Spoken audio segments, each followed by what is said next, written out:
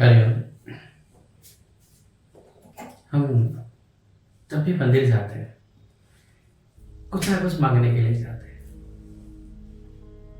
मंदिर बहुत महत्वपूर्ण है, पर इसलिए नहीं कि आपके मांगने की जगह।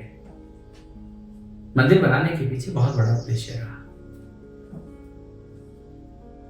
कभी आपने देखा है कि मंदिर के गेट पर एक बहुत बड़ा घंटा होता है, आप उसे बजाते हैं फिर अंदर जाते हैं। भगवान को जगाने के लिए नहीं है वो घंटा।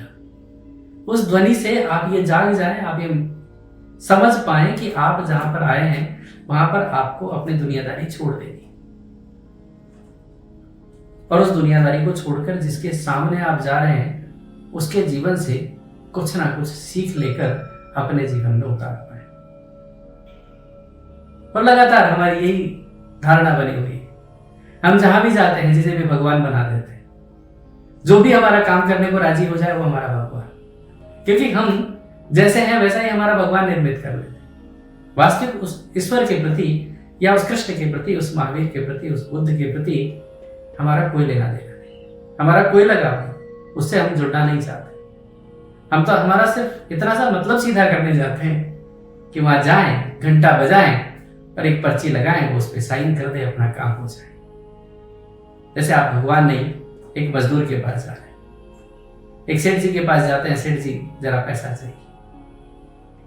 लेकिन वास्तव में जो हमारे देश में इतने सारे मंदिर बनाए गए उसके पीछे एक धारणा थी कि आप उस मंदिर में जाकर जीवन के उस आइडियोलॉजी को समझ पाए, जीने के लिए एक प्रेरणा ले पाए, जो वो भगवान बनने के पहले अपने जीवन को उन्होंने किस तरीके से जिया, जिसके कारण वो आज भगवान, आज वो पूजनीय। हम चाहते तो हैं कि हम कृष्ण हो जाए, पर कृष्ण बनने के लिए जो जो स्थितियां देखी है, या कृष्ण बनने के लिए जो जो चीजें छोड़ने लायक थी, उन्हें छोड़ते हुए आगे बढ़ने की जो प्रेरणा थी वो हम नहीं ले पाए। कभी आपने सुना है कि राम ने किसी का काम किया, किसी की फैक्ट्री चला दी, या बुद्ध ने किसी को आशीर्वाद दे दिया कि जाओ तुम्हारा धंधा चलेगा? क्या महावीर ने ऐसा किया? क्या हमने, या हमारे जितने भी जिन्हें हम अपना आराध्य कहते हैं, उन्होंने ऐसा किया? अपने जीते जी उन्होंने कभी कुछ ऐसा नहीं किया, फिर भी आप मानते हैं कि उनके जाने के बाद ये सब होने वाला है। हम अपने ही मन को संतुष्टि दे रहे होते हैं, लेकिन सत्य बिल्कुल उल्टा है।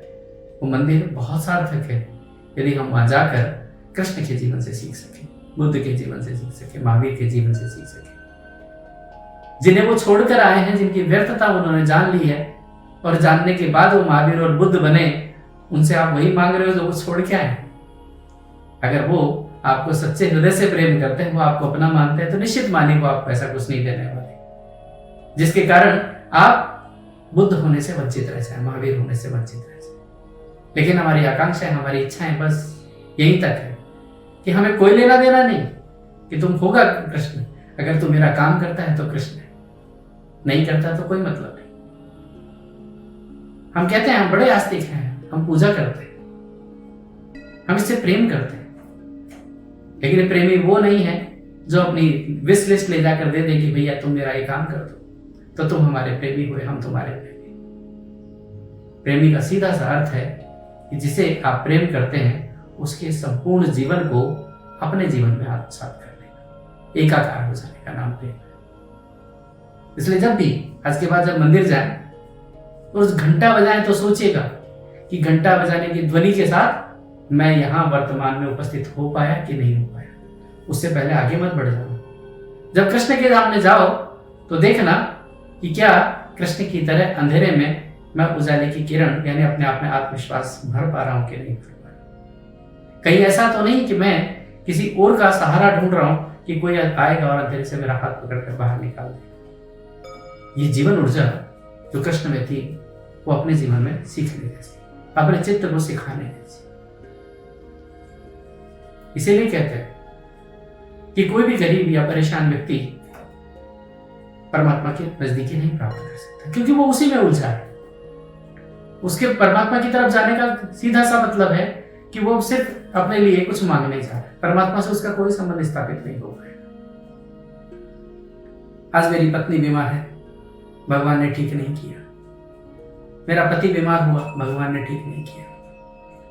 ऐसा लगता है कि आपने भगवान के नाम पर एक किराएदार, एक व्यक्ति ऐसा रख लिया है जो बस आपकी सेवा करता है। आपको उसका सानिध्य मिले, इससे आपका कोई लेना देना नहीं। जिस तरीके से बुद्ध और आनंद की स्थिति थी कि आनंद पूरे जीवन पर बुद्ध के साथ रहे पर बुद्ध ना हो पाए, क्योंकि उनका चित्त वहीं तक सीमित रह गया, बुद्ध की तरफ देखने की उनको फुर्सत ना मिली। वैसे ही जब हम कृष्ण मंदिर में जाते हैं तो कृष्ण को देखने की हमें फुर्सत नहीं।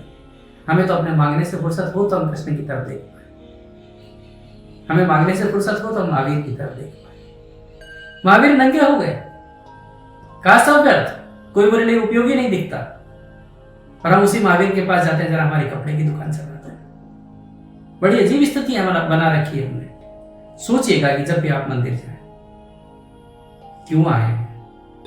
वो मांगने जो उन्होंने छोड़ दिया जिसके सामने आए, या फिर उससे मिलने जो इन सब के छोड़ने के बाद भी आनंद और परम पूज्य हो गया? चुनाव आपका है कि आप मंदिर जाते हैं तो अपने लिए दुख इकट्ठा करते हैं या परम तत्व को प्राप्त कर आनंद की अनुभूति करते हैं। धन्यवाद।